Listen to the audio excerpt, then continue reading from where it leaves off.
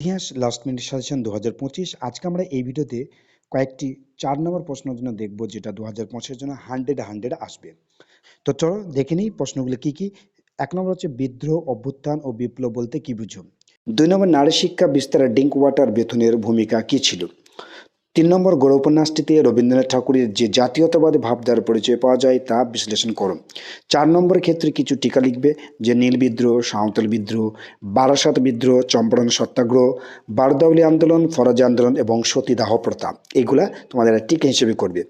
5 নম্বর যেটা রয়েছে দেখো, যে উদ্বাস্তু সমস্যা সমাধানে ভারত সরকারের পদক্ষেপ কী ছিল। 6 নম্বর, বাংলা ছাপাখানা বিকাশে রূপেন্দ্র কিশোর রায়চৌধুরীর ভূমিকা মূল্যায়ন করো।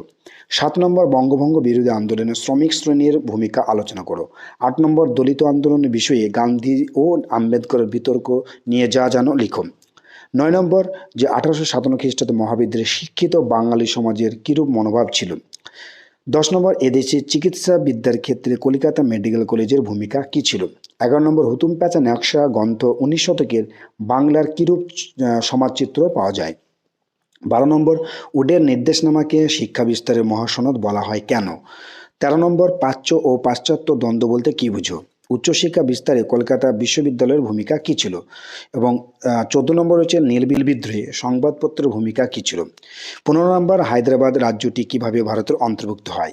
তো 4 নম্বর জন্য এই 15টি প্রশ্ন যথেষ্ট, যা তোমাদের মাধ্যমিক 2025 জন্য যথেষ্ট ইম্পর্টেন্ট।